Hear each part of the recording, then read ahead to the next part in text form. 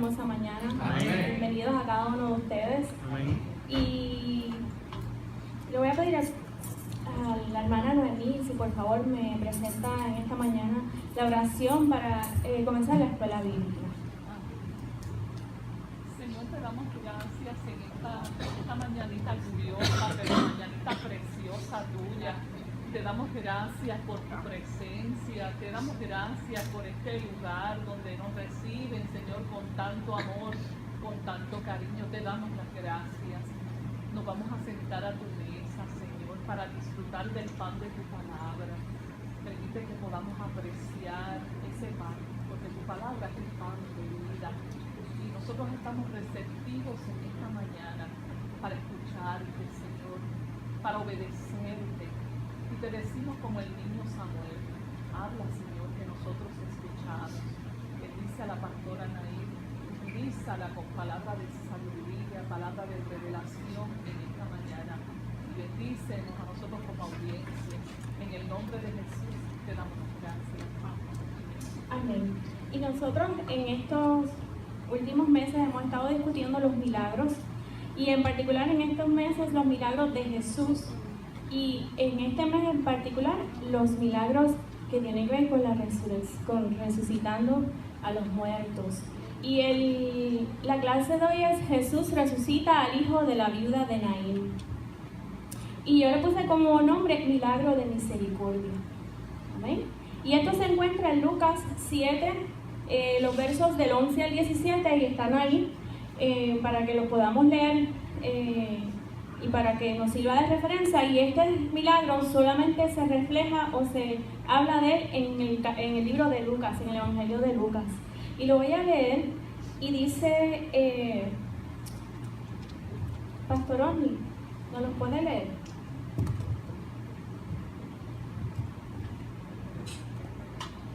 Aconteció después que él iba a la ciudad que se llama Naín, e iban con él muchos de sus discípulos y una gran multitud. Cuando llegó cerca de la puerta de la ciudad, he aquí que llevaban a enterrar a un difunto, hijo único de su madre, la cual era viuda, y había con ella mucha gente de la ciudad. Y cuando el Señor la vio, se compadeció de ella, y le dijo: no llores. Y acercándose, tocó el féretro, y los que lo llevaban se detuvieron, y dijo: joven, a ti te digo, levántate. Entonces se incorporó el que había muerto y comenzó a hablar, y lo dio a su madre. Y todos tuvieron miedo y glorificaban a Dios, diciendo: un gran profeta se ha levantado entre nosotros, y Dios ha visitado a su pueblo. Y se extendió la fama de él por toda Judea y por toda la región de alrededor. Amén. Y como les dije, solamente se registra en el Evangelio de Lucas. Y este milagro ocurrió justamente después de que Jesús había estado en Capernaum y había hecho milagros allá, incluyendo al siervo del centurión que estaba enfermo. Y el centurión le pide que vaya hasta donde él para que lo sane, pero después lo detiene y le dice: no tienes que ir, si con tu palabra, yo sé que si tú dices tu palabra, él va a ser sano. Así que luego de ocurrir ese milagro es que entonces vamos a esta escena, y Jesús iba de camino a Naín. Y ahí yo puse un mapa y pues lamentablemente no se ve muy bien, pero donde está la flecha es que está el pueblito de Naín, y es una pequeña ciudad que queda como a 40 kilómetros de Capernaum. Y el significado del nombre Naín es que es placentera y deleitosa, o sea que el lugar, ¿verdad?, como que lo describe como placentero y deleitoso. Y Jesús iba de camino hacia ese lugar, y dice la palabra que iba con él muchos de los discípulos y una gran multitud. Y verdad, a mí me pareció bien escoger estas laminitas, porque vemos ahí Jesús entrando a la ciudad y con él mucha gente le seguía. Y le seguían a Jesús por diferentes razones, ¿verdad? Pues hemos leído y sabemos que en las Escrituras él tenía muchos seguidores, pues por las diferentes razones. Pues unos le seguían por sus grandes enseñanzas, otros por la palabra que él decía, con esa palabra profunda con que él hablaba, con la autoridad que decía las cosas. Le seguían porque sanaba a los enfermos. Y no sanaba a uno, sanaba a muchos. Por los milagros que hacía y por las contestaciones que daba a los fariseos cuando le hacían estas preguntas así como que lo querían acorralar. Él daba esas contestaciones fabulosas. Así que a mí me parece que este grupo iba caminando con él, iba con expectación. O sea, iba con mucho ánimo, iba con algarabía. Y yo me los imagino comentando entre sí lo que ellos habían visto y lo que habían experimentado. Y entre sí dialogaban tal vez. ¿Tuviste lo que hizo Jesús? Mira, sanó al ciego, sanó al paralítico, sanó al leproso. Mira, con la palabra le dijo al siervo que sanara y aquel fue sano. Y iban contándose entre sí, yo me imagino lo que él estaba haciendo en medio del pueblo. Y esto pues era bueno, ¿verdad? Ellos iban alegres, iban deseando, buscando y deseando más. Vamos para allá, vamos con él, vamos a ver qué es lo que próximo que va a hacer Jesús. Pero de camino a la ciudad, o sea, llegando a la puerta de la ciudad, él se encuentra con otro grupo de personas. Y estas personas estaban en una actitud completamente diferente a los que el grupo que le seguía a él. Porque estas personas estaban acompañando a un entierro. Y la palabra dice que eran muchos los que estaban allí acompañando. Así que se encuentran estos dos grupos grandes. Y a diferencia de los que estaban con la algarabía y con la expectación, qué es lo que va a hacer Jesús próximo, qué es lo que él va a hacer, estaban estos que lloraban y que estaban lamentándose, que el ruido que hacían de su llanto y su lamento se escuchaba hasta lejos. Y el difunto que llevaban ahí era un joven. Y en la escritura no menciona la edad ni bajo qué circunstancias falleció este joven, pero, ¿verdad?, les tomó de sorpresa porque la expectativa de vida de una persona es de 70 a 80 años, ¿verdad? Y es muy normal que cuando ya la persona entra en edad, pues se espera, ¿verdad?, por enfermedad o por la edad, por vejez, que pasen a mejor vida. Pero cuando se trata de un niño o un joven, o a una persona hasta de la misma edad de nosotros, entre los 40 y 50 años, que fallezca, sorprende. Pero mira, ¿qué pasó? Pero si estaba lleno de vida, ¿qué pasó? Si murió joven, nena, como a los 45 años. O sea, que es algo que sorprende, porque, ¿verdad?, estamos llenos de vida. Y usualmente los padres son los que tenemos, ¿verdad?, en el pensamiento que somos nosotros los que vamos a enterrar, que son nuestros hijos, disculpen, que son nuestros hijos los que nos van a enterrar a nosotros y no nosotros tener que enterrarles a ellos. Así que Jesús se encuentra en un cuadro bien angustioso y, ¿verdad?, lleno de dolor. Encuentra a esta madre llorando, desesperada por la incapacidad, por la soledad, por la pérdida que estaba pasando en ese momento. Esa mujer no solamente había perdido a su hijo, sino que nos dice la escritura que también era viuda, sí, también había perdido a su esposo. Y en los tiempos bíblicos la situación de la mujer era una situación bien difícil. El sustento principal de un hogar era el esposo el que se encargaba del sustento. Y cuando éste fallecía, le correspondía al hijo mayor encargarse del sustento de su madre y de los demás niños si eran menores. Pero en este caso no tenía ni el uno ni el otro. Le faltaba su esposo y ahora también su hijo, ¿verdad?, que era el que podía ayudarla. Así que esta mujer iba a entrar a la categoría más pobre. Y en la categoría más baja de los desventajados y desprovistos de esta sociedad, junto con los huérfanos y los extranjeros. Quedaba a la merced, pues, de la caridad del pueblo, porque allí no había asistencia social, no había seguro social, o sea que esta mujer enfrentaba una situación bastante trágica. yo me imagino, yo pensando, esta mujer estaba llorando 2 veces, o sea, se le murió su esposo y ahora se le está muriendo su hijo. Perdón, se le murió su hijo. Y era costumbre que el sustento de las viudas se le encomendaba a la caridad y de esa sociedad, ¿verdad? Porque no había manutención en ese momento. Así que esa mujer estaba llorando, tenía un profundo dolor, estaba angustiada, era una situación trágica, patética.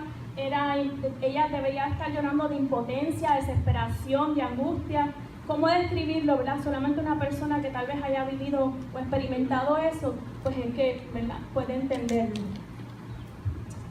Y era costumbre en los entierros que se hiciesen el mismo día que fallecía la persona, excepto que fuese un sábado o una festividad importante. Se enterraban ese mismo día para evitar la descomposición del cuerpo, porque era característico en ese lugar, ¿verdad?, que hacía mucho calor y el calor pues facilita la descomposición. Así que ese mismo día probablemente ese chico había fallecido y ese mismo día estaban ya preparándose para el entierro. Para esta mujer era demasiado creciente lo que estaba ocurriendo. Y tan pronto fallecía, comenzaba un lamento, y la escritura nos dice que era un lamento que se escuchaba de lejos, comparado con búhos y chacales. Y esta mujer le acompañaba a mucha gente, así que parecía que era una mujer apreciada por la comunidad. Y el Señor escucha el clamor y el Señor se encuentra con esta escena de angustia.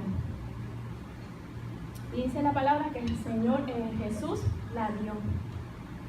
El Dios que nos ve. Qué bueno que Dios le ve. Qué bueno que Dios nos ve. Su nombre es Jehová Roy, el Dios que me ve.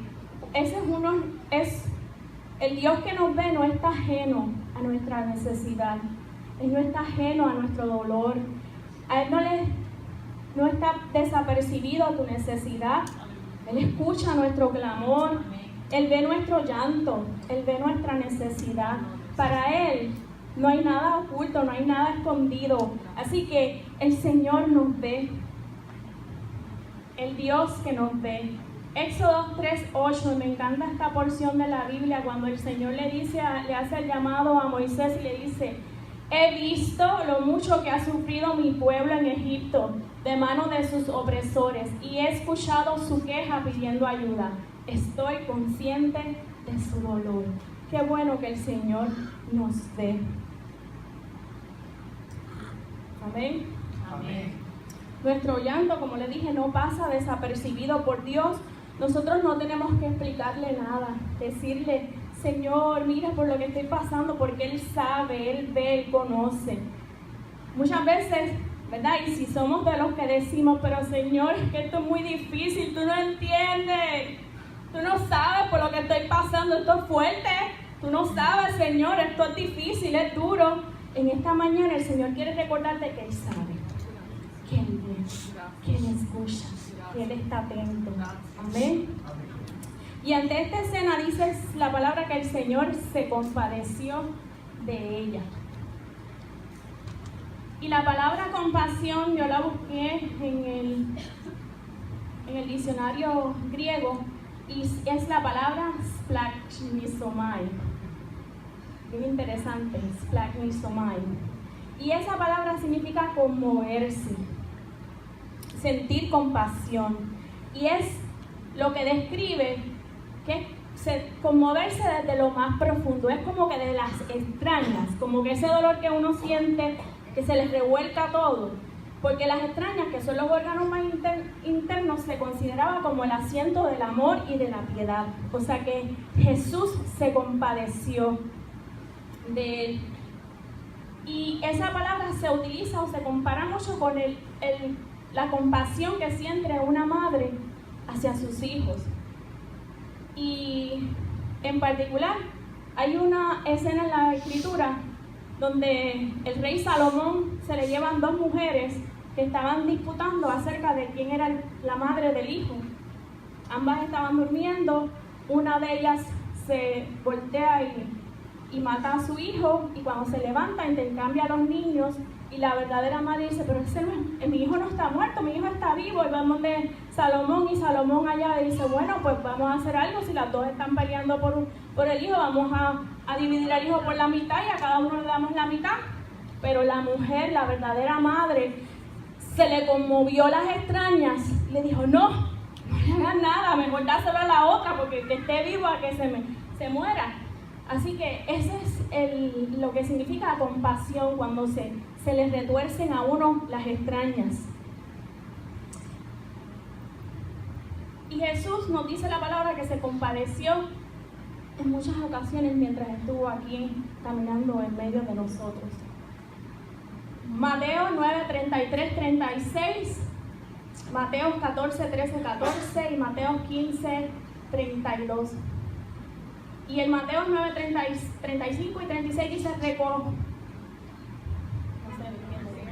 recorría Jesús toda la ciudad y aldeas, enseñando en las sinagogas de ellos, predicando el evangelio del reino y sanando toda enfermedad y toda dolencia en el pueblo. Y al ver la multitud tuvo compasión de ellos, porque estaban desamparados y dispersos como ovejas que no tienen pastor. Y así en la otra dice, y vio una gran multitud y tuvo compasión de ellos y sanó a los que de ellos estaban enfermos.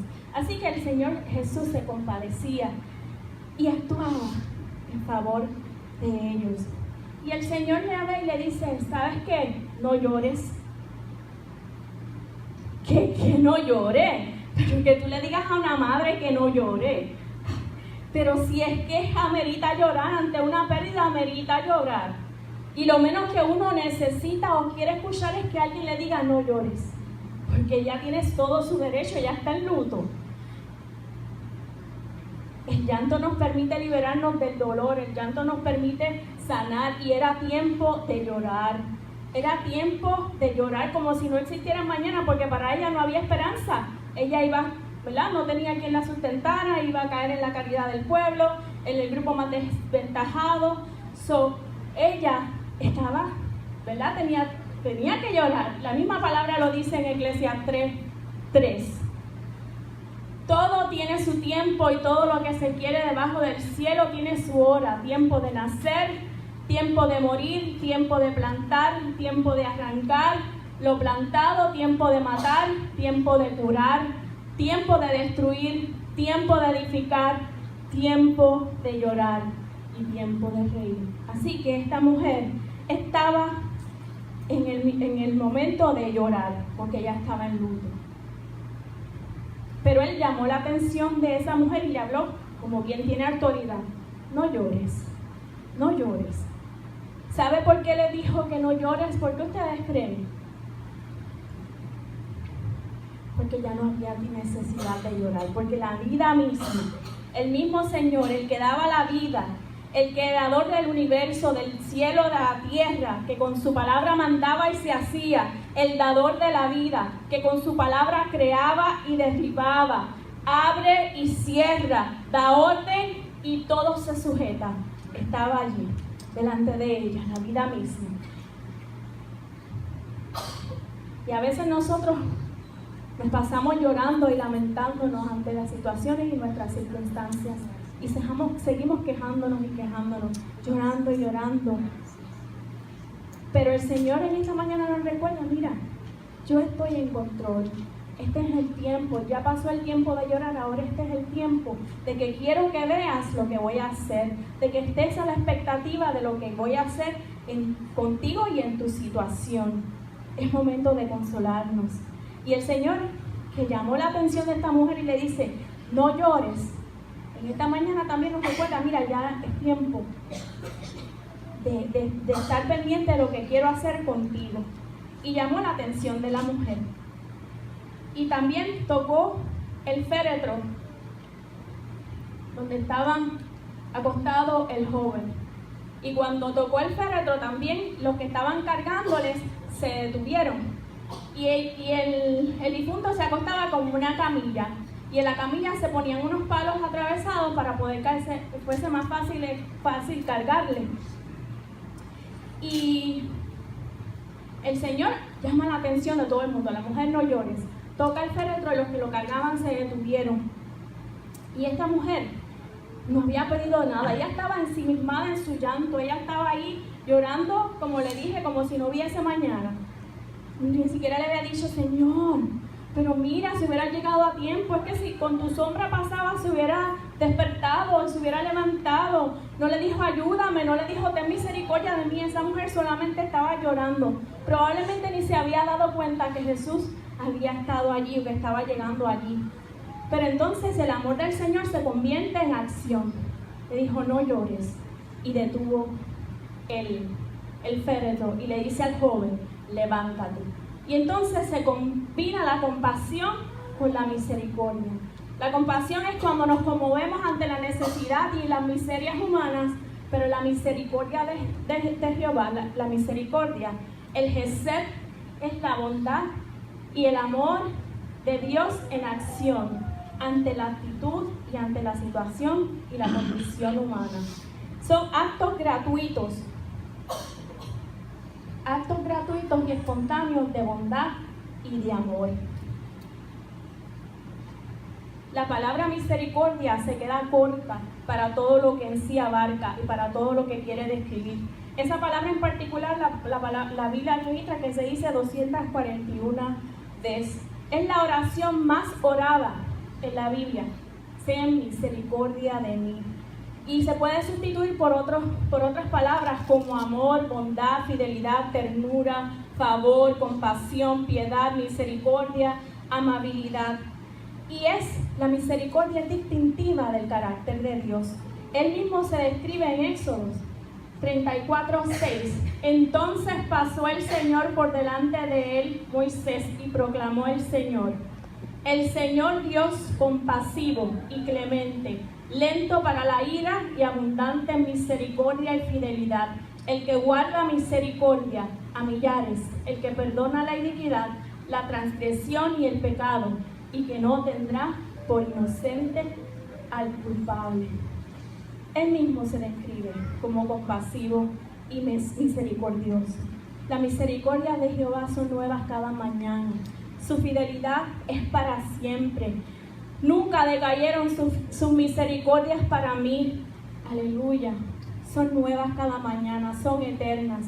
Y el Señor le dice, joven, a ti te digo, levántate. Y este joven inmediatamente se levantó y comenzó a hablar.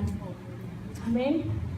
Y es que cuando Dios hace algo en tu vida, es que no te puedes quedar callado, tienes que hablar, tienes que decir lo que Él ha hecho, lo que está haciendo contigo y a favor de ti. Así que este joven comenzó a hablar su experiencia, o comenzó a hablar con su madre, y el Señor se le entregó a esta mujer. Y dice la palabra que todos tuvieron temor. Y no el temor de terror, de pánico, ni de qué susto que se levantó el muerto, de un fantasma, ni nada de eso, sino el temor de la reverencia ante la autoridad y el señorío y el dominio de Dios sobre la muerte. Y todos glorificaban a Dios. Amén. Y todos glorificaban a Dios.